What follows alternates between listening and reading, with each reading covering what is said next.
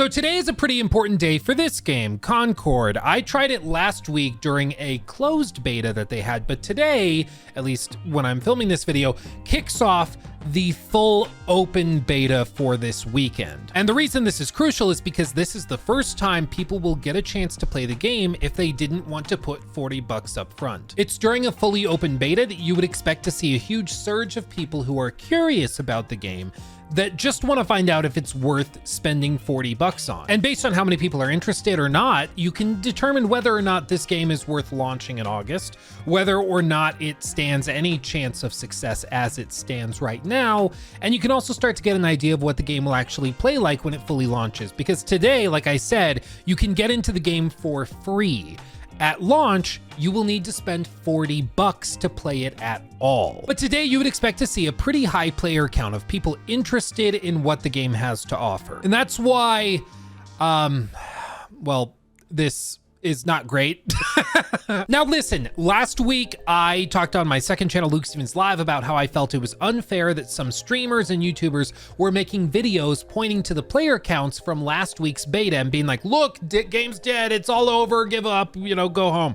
Because that was a beta where you had to spend $40 to get in, at least on PC. On PlayStation 5, you could like be a PlayStation Plus subscriber of whatever tier and then get access to it. But on PC, you had to spend $40 or be playing with somebody else's like guest pass. So it just wasn't a great indication, the fact that last week the peak was around 1,100 players. However, this week the game is free. Anybody can play it on Steam right now. And in the last 24 hours since the beta fully opened, like at 5 p.m. Thursday UTC, you can see like they peaked at just under 2,400 and they are struggling to keep on pace with that. I mean, they peaked, granted, a little bit later in the day, but we're not getting close to that already. It's not like this is a Helldivers 2 situation where it just keeps going up and up and up. It seems like this is going to be stuck under 2,000 players, which is not great when the game is free to access right now, and it will not be free for long. And the reason I bring all of that up is because I want you to know that I am not trying to like nitpick data to throw a fit about with Concord. I didn't make a video or anything last week about player counts because I thought that wasn't fair to bring up since it was a paid, effectively beta. But this time around, it's free to play, free to access, and they are still struggling to get players in here, even with a brand new mode added compared to last week's beta. And if you assume that most of the people that played last week that liked the game are also playing now, and that's like roughly 1,000 people, I mean, they've added maybe a few hundred new people that are playing the game for free. Like, just nobody seems interested at all. Granted, this is early on in the week. That might change as time goes by. Maybe by Sunday, they're at 200,000 concurrent players and it's just popping off. Who knows? I guess time will tell in the coming days. But the reason this matters is because when you try to play a live service game that doesn't have a large group of players available for matchmaking and things like that, you end up with problems that really affect the fun factor, such as long matchmaking times. I'm just gonna sit here and wait for this to matchmake, and let's see what happens. Can I put my bras in your jar? Bras in your jar. Can I? And there we go. It took like, what, 3-4 minutes? But we got there. Now, like, that's not the end of the world.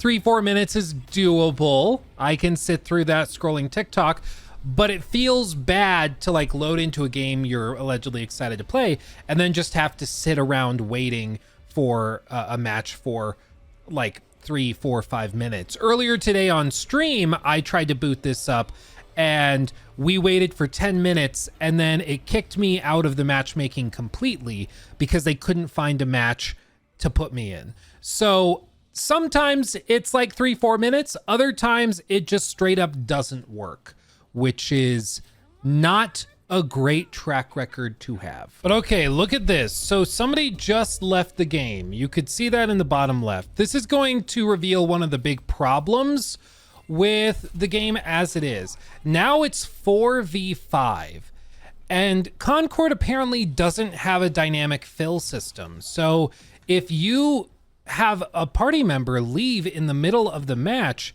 you're just kind of screwed. Like, you're not going to win the match, probably, like, especially in some of these more competitive modes.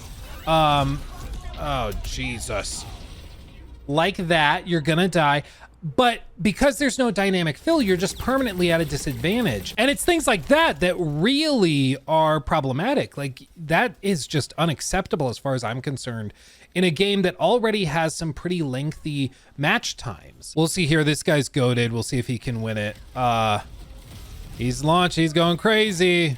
Oh yeah, I think he's got this. I think he's got this. Normally the 1 or 4v5 is a bit of a blowout, but yeah. See, he's goated. Shout out to that dude. But I want to show you, just look how much time this is going to take. So now we get our little like character reselection screen. If you want a match, you cannot select the character you were playing with again. Other people in the party can, but you cannot. You have to pick somebody new. That's just for this game mode, this cargo run whatever mode. I think it's kind of a stupid rule, but nonetheless, it's there. But just look how much time it's taking for everybody to like select characters. And then we have to wait for the other team to finish selecting characters. And then we're going to load in. And like, is this not like a weirdly long time for us to just be like sitting around waiting and doing nothing? There's all sorts of little things like this where you're just burning time waiting for something to happen, whether it's long matchmaking times or long load times between matches to reset. It just makes the game's pacing die out. You're like, okay, I was having fun and now I've got to sit around and wait. And even though it's really only like 30 seconds, it feels much worse. It feels bad, man. And now listen, some of you guys, I have no doubt, are like, Luke, this is a lot of nitpicking. Long load times to get into matches, long matchmaking times. Okay, we get that. But a lot of the other stuff is just small and it really isn't that big of a deal. And is also true of a lot of other live service games like, you know, Overwatch or even games like Valorant. And I think what's important to understand is that this game is in such a crazy dense market. There's so many competitors in here. You cannot afford to blow even like one element of the game's launch. You just can't. You can't. If you do, you're just screwed because there's so many other options out there for people to play. You can't afford to miss. You just can't. And that's why things that are smaller, like character designs, do matter. Things like cringy dialogue between matches, that matters. You may not think it really matters for you personally, but every time there's a speed bump that gets in the way of somebody deciding to play the game, there's going to be a little bit of drop off. So if you imagine you have like 100 possible future players of your game, and then something happens and let's say you have really cringy dialogue that you've written for the characters, that's going to cause maybe 5 to 10 people to drop off and not bother with it. So now you only have 90 possible future players. And then you have something like really long matchmaking times because there's not a lot of players. Well, that for a lot of people, when they're only able to play for an hour or two a night, that's a big deal. I mean, the fact that you are going to play half as many matches compared to other games just because load times are long, that's a turnoff. So they're going to lose more players, maybe 15 to 20 more. So then you're down at like 70. And then you get other problems, like some people don't like the overall designs of the characters. They don't like the way they look or think they're too derivative of other games. Maybe they think playing as a blueberry isn't that appealing, or as a giant trash can with pronouns listed. Maybe that's just not something they're interested in. So then you lose even more. And then, you know, at that point you're down to like 30 or 40 possible players, and then they find out that you have to spend $40 to get into it. At that point, people are just gonna drop off in droves, and you're gonna have like 3 or 4 people out of that 100 that might play the game. But this is a live service game. You have to have like, everybody showed up, jeez. You have to have not just individuals interested in your game, but you have to get their friends interested. You have to get their friends to play with them. Otherwise, you're done. And like, you can't blow it even a little bit. And I think that that's just what is so particularly difficult about live service games nowadays, is it's so dense, it's so competitive, players are already committed to live service games. It just doesn't work to go and experiment like you could have maybe in the mid 2000s. Times are just different. And I know people point to like, well, Overwatch 2 was able, or rather Overwatch 1, they're basically the same game, Freudian slip. That game was able to do a paid access for it. That game cost whatever it was, full price, 60 bucks, I think, or 40 bucks, whatever, at launch. So why can't this game do it? And it's just because it's not 2015 anymore. Things are different. People demand different things from their live service games. And when you're in a market where pretty much every one of your competitors is coming along and offering your game for free, you just can't do this. Like, I really think that Sony blew it when they decided to price this at 40. And I think that they will soon either retcon it, or Jor Raptor, who I do that podcast, the Free Roam podcast with every week, he's thinking that they probably delay this by like a year. And I wasn't sure if I believed that. I thought, no, they're definitely going to just push it out. I don't think that they'll delay it. But after seeing these player counts, I don't know how they could release it like this. You can't have a live service game that's only doing like 1,500 players during a free and open beta. That just doesn't work.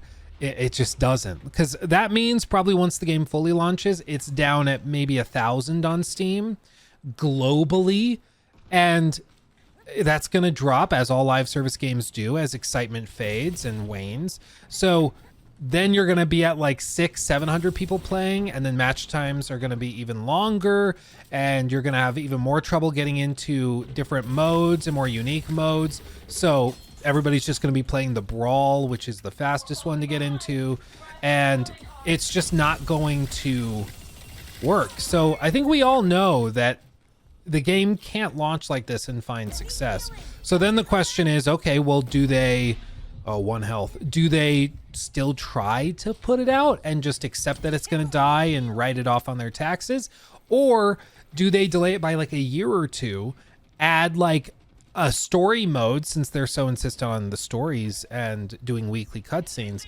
Or do they do like a big PvE mode, or like what do they do to make this unique and help it get across the finish line? I don't know, but I think they got to do something if they want it to be successful, because this, unfortunately for them, is just not going to do it. Like, they need more, and if this is all they've got, they're in trouble, frankly. And it's too bad, because I think you can have fun with it. I don't think the game is like bad. I just don't think it's good enough to be 40 bucks in a market where everything else is free. And I think that they've made a bunch of blunders elsewhere that they're not going to be able to easily recover from. And, you know, it's not surprising. We all kind of saw this coming. You know, a lot of people predicted that Sony's foray into the live service realm would not be super productive, and I think we're seeing the fruits of that labor now. I mean, this game probably cost anywhere from $100 to $250 million when all was said and done, from acquiring the studio to the time they spent working on it, and the marketing and all the other stuff they're doing. And I just don't see a world in which they make that money back, frankly. Like, that is so much money. And it's really unfortunate, because the devs are clearly talented. But this is just what happens when the big corporate bigwigs start to approach things in this, like, trial and error way of doing things, where they're just, like, burning through money, trying 15 different live service games and hoping one of them works. It's just unfortunate, because that's no way to make high quality pieces of art. That's a great way to waste hundreds of millions of dollars, as we've seen this year with other live service games that haven't gone anywhere and have ended up being very, very poorly received. This is just one more example of that. And while we were recording, we dropped down under 1,500. We'll see what it looks like throughout the rest of the weekend. But I don't see how this can possibly work out. Like, this is when the game is free. After this, it's going to be $40. And I have a pretty high confidence level that number of 1,500 or 2,400 24-hour peak, that number's going to be lower when the game costs money at the full launch. Like, I don't see how it's going to magically get to like 30, 40, 50,000 players. I just don't see it happening. I mean, even a game that everybody dislikes and rages against, I mean, look at these review scores. 19% of the reviews are positive. But even Overwatch 2 has 36,000 players in the lobby or in game right now. Like, that's what you need. You need that. And bear in mind, this is just through the Steam launcher. If you're playing the game directly through Battle.net or whatever their launcher is, that's not counted in this total. And like me and my wife, whenever we play Overwatch 2, we boot it straight through their launcher. We don't boot it through Steam. So I think a lot of other people do as well. They might have 50, 60, 70,000 people playing Overwatch right now. And those are the player count numbers that you do need in order to find success. You're not going to find it by having 1,000 people in your game. I mean, what you're going to get with 1,000 players in your game is the reception and long-term support of a game like Suicide Squad, which of course launched just earlier this year, peaked with a 13,000 player peak at launch. This was $70 and now is crashing into the mid 200s globally. And it's just what happens when you have an approach towards your live service games of throwing crap at the wall and seeing what sticks. And it's unfortunate because the devs are talented, but it's just a masterclass in how to waste hundreds of millions of dollars. And it's really unfortunate that Sony did this. I personally think it's all on like Jim Ryan's shoulders, the former head of PlayStation, who has since retired. I think he was welcomed to retire because of these miscalculations, let's just say. But that's just a speculative conspiracy theory on my part. Officially, he retired, but I think that he was probably welcomed to leave once they realized that he had basically blown hundreds of millions of dollars on projects that were never going to be successful. But I don't know. Let me know what you think of Concord. Are you going to be playing the game this weekend during the free beta? Are you going to give it a shot? I talked about it last week during the whatever that closed beta was called. And after going back to it this week, I will say that the game is not doing it for me this weekend. I mean, last week I had a fine time. I only played it for like 2.5 hours or 3 hours or whatever it was, but I had like a fine time. But going back to it this week, I'm already bored of it. Like, I thought, ooh, I'll try the beta again. I'll see if maybe this does it for me. And I'm already bored, and that's not that's not great. So I don't know. I'm probably done with it, but let me know what you think in the comment section. And who knows, maybe there's some secret mode that you can get access to that I haven't seen. I have no idea, but hopefully there's something, because if the game launches like this, I don't think it'll go well. But with all that said, thank you for watching. I love you all dearly, and I will see you next week when we will also be covering another live service game that's getting a big update. That's right, Suicide Squad Season 2 is coming with Mrs. Freeze. Jesus Christ! And I have a gut feeling that that is going to be a variable farm of content for a video next week. So make sure to subscribe to see that when that goes up, when that launches on the 25th, I believe. But with all that said, thank you for watching. I love you all desperately. If you don't play Concord, go play something fun, and I will talk to you soon. Much love. Bye.